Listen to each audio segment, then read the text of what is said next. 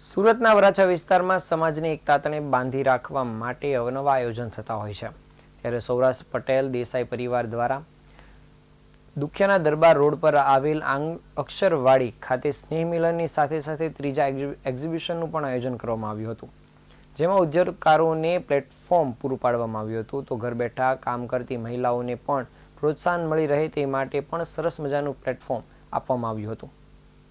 સૌરાષ્ટ્ર પટેલ દેસાઈ સમાજના પ્રમુખ એવા ડૉક્ટર અજયભાઈ દેસાઈએ જણાવ્યું હતું કે અમે આ વખતે દેશમાં જે નારી શક્તિની વાત કરવામાં આવી છે તે ગૃહિણીઓ પણ ઘર બેઠા કંઈ ને કંઈ નાના મોટા કામો કરી રહી છે.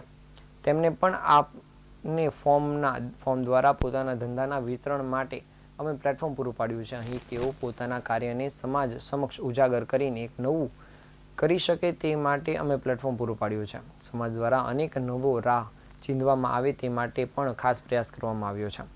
ત્યારે આ પ્રસંગે જયેશભાઈ દેસાઈએ જણાવ્યું હતું કે અમારા એક્ઝિબિશન થકી સ્નેહ મિલન પણ થશે અને એક્ઝિબિશન પણ યોજવામાં આવ્યું છે અને આ એક્ઝિબિશનનો લાભ વિવિધ સમાજના લોકો પણ લઈ રહ્યા છે અને લગભગ 20,000 લોકો આ એક્ઝિબિશનની મુલાકાતે આવ્યા છે.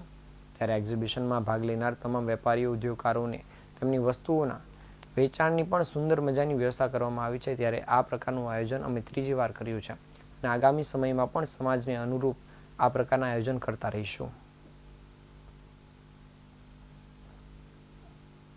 નામ ડોક્ટર અજય મનુભાઈ દેસાઈ, મારું ગામ ચિતલ છે. હું શ્રી સૌરાષ્ટ્ર પટેલ દેસાઈ પરિવાર સુરતનો પ્રમુખ છું. આજે શ્રી સૌરાષ્ટ્ર પટેલ દેસાઈ પરિવાર સુરતનો 16મો વાર્ષિક સ્નેહ મિલન કાર્યક્રમ છે. દેસાઈ બિઝનેસ એક્સપો અને કૌશલ્ય સત્કાર સમારોહનું આયોજન અક્ષરવાડી આનંદવાડી ફાર્મ, મોટા વરાછા દુખિયાના દરબાર રોડ, સુરત ખાતે રાખેલ છે. આ વર્ષે અમારે ત્યાં 60થી વધારે સ્ટોલનું આયોજન થયું છે અને દેસાઈ બિઝનેસ એક્સપો 2025ની આ ત્રીજી સિઝન છે.